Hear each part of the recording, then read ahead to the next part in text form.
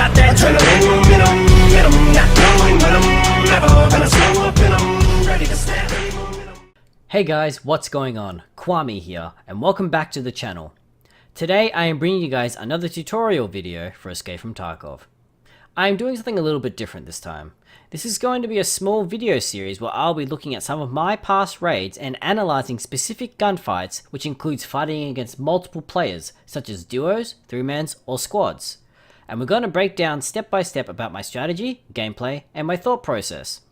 I am aiming to help educate players who are struggling with PvP, and I am going to try and explain what goes on so you can understand the ins and outs to help you win gunfights against the other players. Don't forget to like and subscribe for future content. Schedule and other details will be in the description box below. If you have any thoughts on the video, leave it in the comments section, and don't forget to catch my live streams at twitch.tv/Kwame_AU. Now that we got all that stuff out of the way, guys, let's get into it.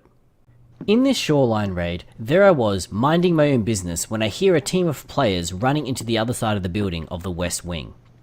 At first, I thought they were going to push down the main hallway, so I decided to hold the line. This is a pretty standard play for this type of situation, but I don't like holding the angle for too long, but sometimes you don't have a choice. Some players will hold an angle for a very long time, while I, on the other hand, don't.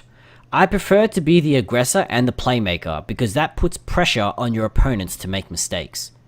They don't end up peeking or pushing the main hallway, so I decided to go underneath them in an attempt to flank them. So they're not down here then. I fucked up. Should have waited. The players above me decide to jump over the barricade as I have decided to make a move from the bottom floor. I realized I should have waited a little bit longer, but not to worry, the game's not over yet. I make my way back upstairs to engage the enemy and we start returning fire.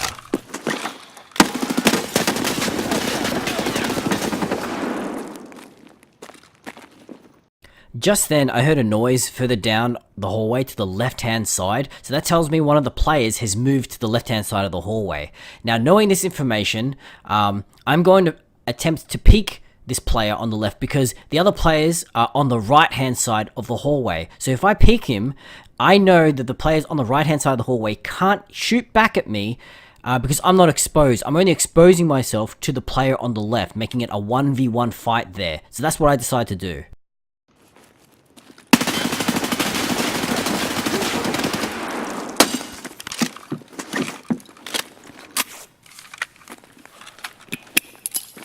Now, I know this nade that I'm throwing right here is not going to kill anyone, but if you throw it far enough, you know, maybe you could get a kill on one of these plays, but that's not the point. I'm not banking on that. What I'm trying to do is I'm trying to throw the nade far enough so then when it lands closer to them, the dust and the smoke, and not to mention the sound that comes from the nade, I could use that as cover to push up against these players. I know if I'm going to win this fight, I need to get close and close the gap. I can't take a range fight against multiple players. I'll just get dead.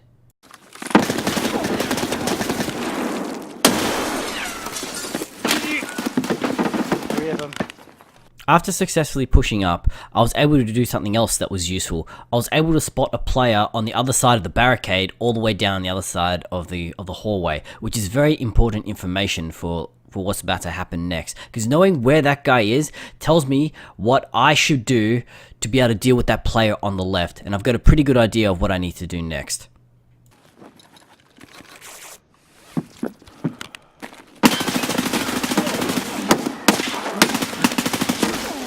You probably weren't able to see what I did back there to make that kill happen, so let me break it down for you. I decided to do a random peek here with the intention of fighting out in the open exposed for no more than 3 seconds, at the same time move back to my right and back towards cover. And the reason I decided to do this is because I know enemy players aren't going to be expecting this, and I could very well be catching them in the middle of a reload, for example, or they could be medding. And if I'm fighting with the player on the left, which is exactly what happens, the player on the right, like I said, he could be occupied, medding or whatever, and he's not going to be able to help his teammate as I'm fighting him 1v1. And that's the trick, you see. I try and get every one of these situations, I try and make it a 1v1 fight so his teammates can't fight me. As I'm fighting the player on the left and moving slowly back to the right, I'm using the cover of the wall further down on the right, which will be marked here, as cover so the player on the further down can't shoot me.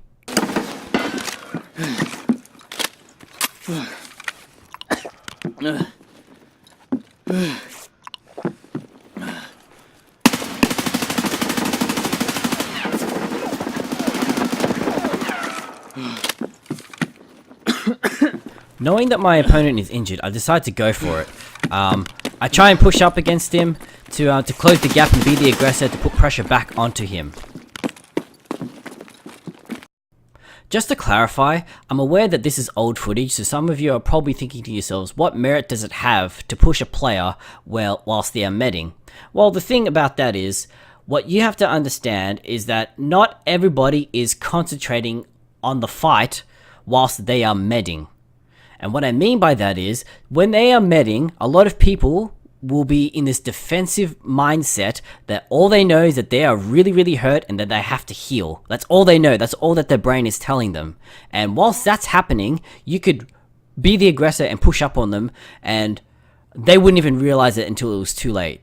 And then they'll be thinking to themselves, oh my god, this guy's actually pushing me, holy crap. And they've got to stop what they're doing and they've got to actually think about the situation again. But you've already, at this point, you've already pushed up on, and you're literally on top of them, and then they're literally a sitting duck, basically. Any excuse I can find to push an opponent, I will. This got me into a really good mindset to be the aggressor. And instead of this defensive sort of posture and trying to always look for the way out sort of a thing. I always look for an excuse or a reason to go forward instead of to take a step back. I only step back if I have to, if it is literally the last resort. But that's just me, and that's just the way that I play. And this player who I'm up against, he has taken a step back into one of the rooms, telling me that he's being defensive, which also in turn tells me that he's scared. So I'm going to throw a flashbang, confirm his location by the noise of where he moves to, and I'm going to push him and I'm going to finish him off.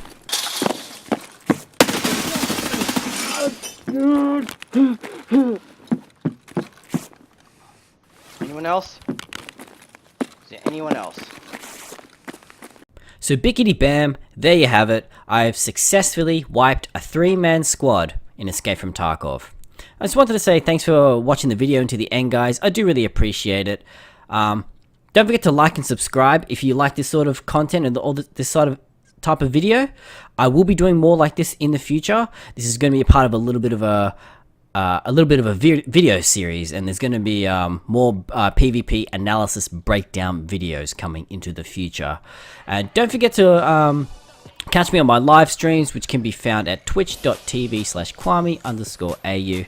Thanks again for watching, guys, and hopefully I'll see you on the live stream. I got that.